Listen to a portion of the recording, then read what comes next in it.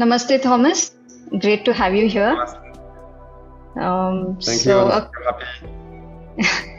Thanks a lot for being here and accepting my invite for the talk on sovereignty and conscious masculinity. So thanks to Light Leaders Tribe, that's where I saw your work on alternative health and sovereignty and conscious masculine virtues which are required in today's day and age. I'm super happy to share about these topics with you. They're the ones that excite me the most, so it's wonderful to start 2022 on a nice conversation. Exactly, the first day of the year. Amazing. Great. So, okay, we'll just dive into our questions. What is conscious masculinity in your view? So I have my own definition that I chose to be more in resonance with myself, because the more people focus on certain terms, the more difficult it is to really understand what it really means. So for me, conscious masculinity, it means mature masculinity, as simple as that, and I think we could actually equate them both. There's the aspect of consciousness and awareness that is woven into it, but because I believe the evolution as a spiritual evolution, as a personal development evolution, is only going up in one direction. So as we mature in every area of our life, and as we start to connect more with wisdom, then the masculinity becomes conscious and becomes evolved. So this is my definition. I don't know if you heard it before.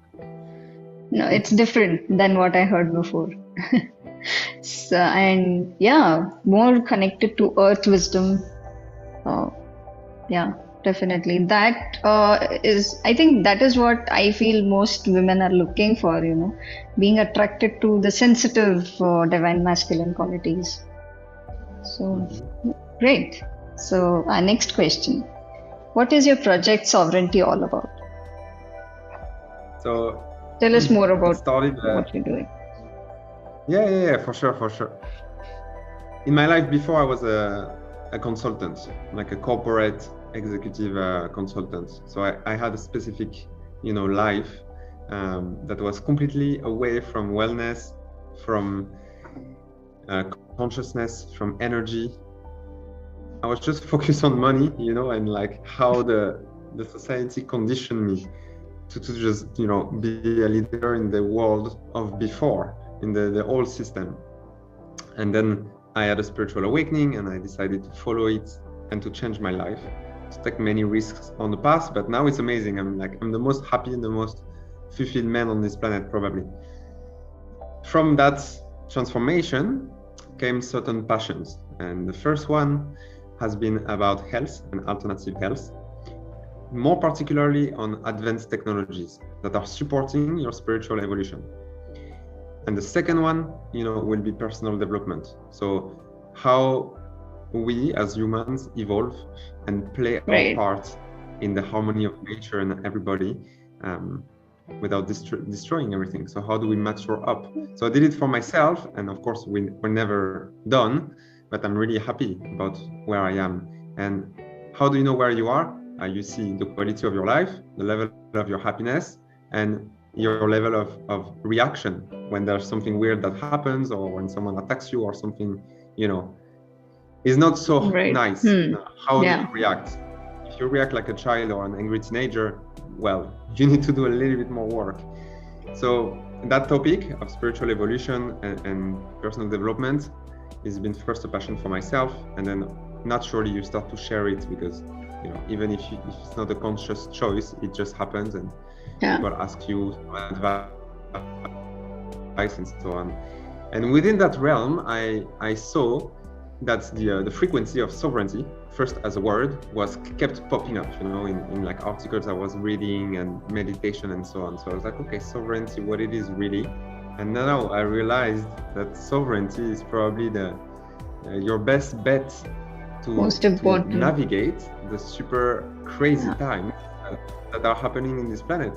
It's super dystopian, where the collective is going, and the giant mass manipulation that are happening and so on. So sovereignty is kind of like you come back to you, to your local self, okay? So you focus on you and what is around you. You don't put so much energy in changing the world and the system because it's so corrupt and it's so vast that you're not going to change it. Yeah, changing And energetically first. Yeah, and then in well, I actually one we will at talk a about time. this later. Mm-hmm. You wanted to mention about Sure. the new Earth, what it represents, and how we go there. But first, sovereignty for me is more like how you want to equip yourself to go through this phase of transformation. That this is the World War III, you know, in my opinion. What is happening with the COVID and with the vaccines and with media manipulation and so on is actually worse than World War II, for sure. Mental it's just war. Different. We don't Way see too it. much. It's a mental war, it's a spiritual war, and it's so hidden. You don't even see it. Like people get brainwashed, and when you're brainwashed, by definition, you don't know it. So it's super weird because you have so many billions of people who are used as pawns of this war, and they have no clue. So it's very difficult to navigate. It's sad to see that. For sure, it's sad to see that, and probably not now we cannot avoid the hard times that are coming. Yeah. But it's this way. So for me, sovereignty is your best bet to go through this time, not survive, but even thrive, even create your own bubble of amazing life, and it's possible even when it's the chaos around. And sovereignty, which is very linked to freedom, is going to be so important. So then I started to go more into it, and now it became one of my favorite topics of passion. So I created a whole initiative about it. That's beautiful, amazing. I have been actively putting up statuses on WhatsApp. I have put a video on bringing about awareness in Hindi. So yeah, it has reached a significant amount of people. I did as well attend a protest where we were against the mandatory norms which are happening. So yeah, it's like I'm able to pop in and pop out of like 3D, 5D thing. So yeah, and I realized that the 5D consciousness is real when I had my exemption certificate, but I was brave enough to cross through all the airport checkpoints by staying in my power. So then I was like, this is amazing. So why not everybody can do it, So just stand for your what you believe in. So yeah, it's not like if I'm spiritual, I want to be just an activism, but I'm as well doing the good part. So taking people to see the better way out. Yeah. So both ways. Great. Okay. Well, you use courage, when you did that, and courage is part of maturity for the masculine, and you have the masculine in you anyway. So there's this quality of warriorship that we will not avoid because it's embedded in our nature, and absolutely the wisdom of the evolved masculine in this part. Wait, the internet's a bit glitchy. I'm just waiting for it to come back. Okay, yeah. It's okay now? Yeah. All right. So for me, it's standing up for what is right. And what is right is what you feel in your heart. It's not what moral conditioning is telling you that is right. You feel it into your heart and you stand up for what is right in the way that is the most authentic for you. This is part of wisdom, and it's also part of your mature responsibility. That's how I see it. Right. So I'm getting a little tingling here while you speak. Amazing. Great. So I'm enjoying this jump of 3D and 5D these days. Okay, next question. So what services do you offer to help men embody sacred masculinity? Let us know if you have online courses as well. No, I don't for now. I chose to pause all my coaching activities just for a time being because I was asked to focus more on sovereignty and on particularly financial freedom. So now I'm diving more into that phase. But I feel that it's going to come back by the end of 2022, maybe 2023. That's great. And I think, I let the mystery tell me how this modality wants to appear. In the meantime, the way that I chose to share is by inspiring people with what I do for myself. And this is what I do in my Telegram group. I will share, and I share already the rituals that I will use for myself and the reflections that I have regarding certain events in the world, the choices I make that I can remain free, and that I can even plan for more freedom, even with the chaos in the world. So for now, this is how I chose to help. And also it's a question of time, it's all about the priorities. Right. So for upcoming offers that are more topical, for example, will be probably on love and on relationships between two partners. It's something that I'm slowly being asked to share. This will be available in the Telegram group, so you can join me there and see everything that I have to share. I am a part of your group. I'll as well share it with everyone around. Definitely. Amazing. Good luck. We are waiting for the courses to come from your side. Because these some courses related to conscious masculinity has to come from a man. It's required. Absolutely. Need of the hour. Absolutely, but my way so far in this life, and this is what I see in my astrology, in my gene keys, and in all the other systems that allow you to study the self, is that my way is to create my path. So it needs more time so that I can understand myself, what teachings I embody, so I can share them. So it's much less about what other people are saying about conscious masculinity, about practices with your partner, about presence, about holding space, and so on. It's more about what life has taught me that is working and ask me to share it. So it will take more time, but it will be more new and more innovative regarding my own experience. So I learned not to be too much in a rush with creativity, because else it doesn't work as well. True, it requires detailed work, definitely. Okay, next one. Your nuggets on New Earth. I'm passionate about New Earth concept. Yeah. How is it there in Bali and with you? In Bali is probably one of the pockets in this world where the New Earth is being brought down through the matter. So first, what do we really mean with the New Earth? Because it could be also something that is mysterious to some of the audience. Or you can have wrong conceptions about it. And before you were talking about the 5D Earth and the 3D, 5D, description in the esoteric community also, can lead to some illusions.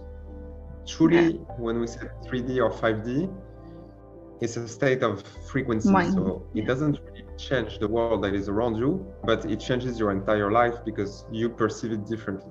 So it's like today, you're having a certain experience of life, and it's so different from someone who's living 50 meters from you and who is dwelling in fear and in contraction and in disease and so on. But you're still on the same planet, and you're actually walking in the same street, but you're not on the same plane of frequency. And this we can already experience it today, even though I noticed that it's more and more, meaning the last 2 years, let's say the plane of frequency where I've been living has been more and more distant from the collective, what we call the 3D matrix. But it's just going to continue this way. So it's not really the Earth that transforms itself to become a 5D Earth, although that is happening on another plane, but that's much later. It's not in this lifetime. It will take hundreds of years before the external templates adjust to a new dimensional experience. So for now, when we say New Earth, what we really mean is the new era, meaning is the new way that the humans can live in harmony. first in small communities, just with some friends that are like-minded, and then villages here and there. But at the same time, we will continue to have the fall of the corruption and of the dense 3D world. But it will happen in the same place. So when we say the new Earth, for me, it's very important to understand it really represents a new template on how we live as humans. And in many lifetimes, everybody ends up in that template. For now, it's very, very little people, like such a few amount of people who are living in this frequency already. But it's available. It's available, but it takes huge practices and work on yourself, and you have to live outside the cities, and you have to live in nature. You have to have so much condition so that you can have the experience, else you cannot sustain it. So the more the environment increases and the more the system is changing, the more easy it is to sustain this state. And me, myself, I'm not in 5D all the time.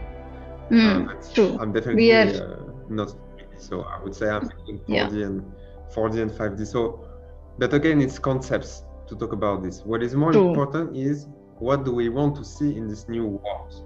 And what we want to see is people with more love, more openness in their hearts, openness to each other, collaboration instead of competition, absolutely, and harmony with nature. True. So this is what I call the new Earth. And exactly. Pretty much resonates with on how, me. Yeah, exactly. I have been, very much. Like, I have Light Leaders Tribe and many other Telegram groups. Like, it started last year itself in 2021. I could connect with a lot of people who are in similar frequency and similar thought process. So it still feels like amazing, even though I'm in another part of the world. But you can still change in and around. So the place where I'm living is pretty much like that, and there is scope for change a lot. So amazing. Yeah, so I can work with some village people if we have to regenerate the place. So yeah, those things are going on in mind, one at a time. I love it. So my take on the new Earth, on how it's. So some years ago, I was believing in what some esoteric communities will tell you is going to come from above. It's going to come with a solar flash. It's going to come with earthquake. It's going to come with upgrades that are happening on the whole planet that will take us. Now, I don't believe it's the case. I do believe that there is positive influences being sent to the planet to help, but it's not what is going to drive the transformation. The transformation must be driven from inside the matrix by people incarnated like us, who are raising a level of frequency and that are every day putting energy in that. So you cultivate this state, you cultivate the peace, you cultivate the co-creation, you cultivate the magic, and you have the discipline to put your power of thought in what you want to create and not worry about everybody else worrying, because else you're not gonna help. So it's gonna be wobbly. I perceive it now I perceive it that this new era is coming from the local level in small pockets around the world of people who are a little bit more pioneers than others, and that are creating this template and that are dreaming together the same thing.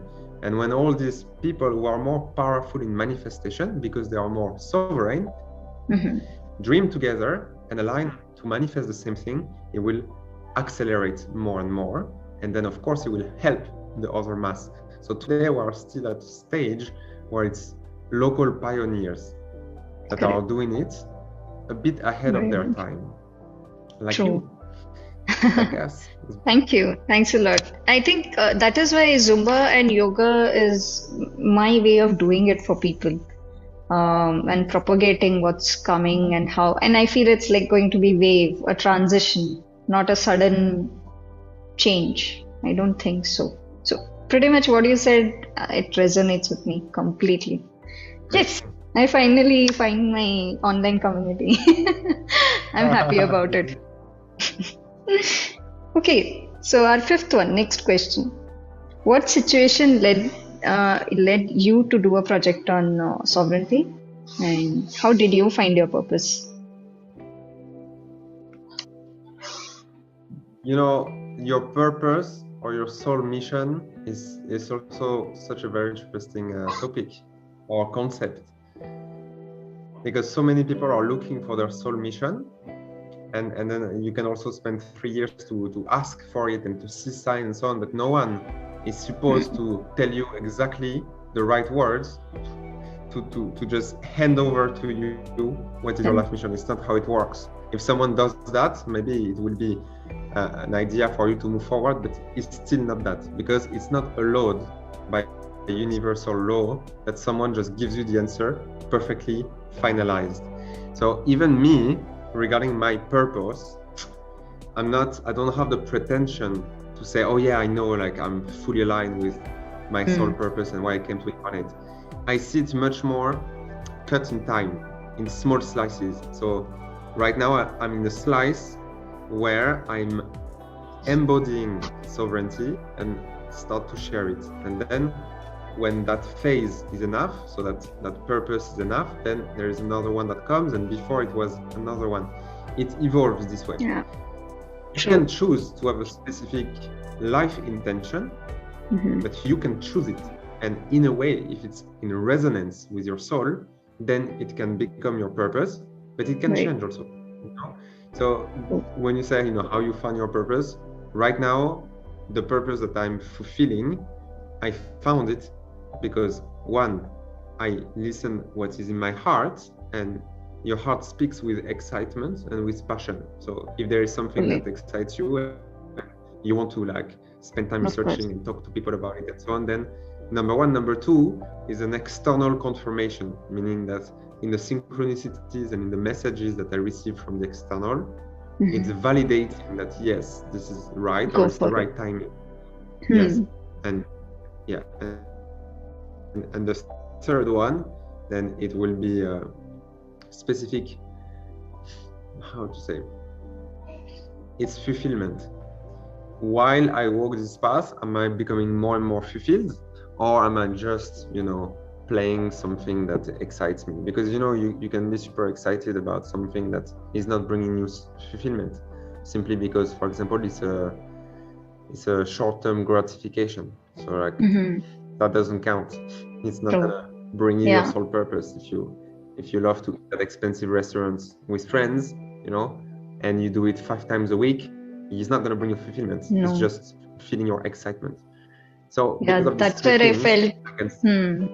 That's where I felt that kind of life which I led like for 4-5 years, that timeline is cut or maybe gone. Now it's everything that is related to soul fulfillment. You're right on that point. Nice. Well, the fulfillment is dynamic, because when you come to incarnate, you have many things you want to achieve or learn or contribute. It's not just like one sentence, and that's why you have so many years to do it. Once you wake up from sleeping, and then you're like, okay, so what can I do that is useful and that is aligned with me, so that I can live a better quality life. So you will have many phases in your life, and that's fine. So I would say that it's a good timing that I was asked to start to focus on sovereignty, because it looks like it's really useful right now. So I'm also happy that it's aligned with the timing. It's so good, and then later on we'll see what happens. Yeah, absolutely on time. Good. Cool. Okay, so our last question for today. One message for men in India and all other parts of the world. So actually, can I expand a bit more? We have 10 minutes? Okay. Yeah. Because we can dive a little bit more deep in the content of what I consider an embodiment of the divine masculine. Sure. Especially for men that are looking for different ways, right? So we talked about maturity, and maturity for me would be the highest value that you want to cultivate inside of you. It will bring you wisdom automatically, but you cannot force wisdom. It has to come through experience. But at least if you're mature about it, it will come. So let's take a concrete example that is maybe pragmatic, in a relationship. So let's say a man and a woman. We can focus, of course, on a gay couple, but one is identified more with masculinity, one more with its femininity. So we'll always have this polarity. So for the purpose of this example, I will just say men and women, but it can be extended larger. So you're a man, you want to be an amazing lover, and I'm not talking about sexual powers or skills. I'm talking, you want to be an amazing lover in your love relationship. Why? Well, you know why, because it's probably what will fulfill you the most in terms of happiness, and everybody's looking for it because it's a longing. Number one thing that you need to learn to do, and that's part of maturity, is to hold space for the women.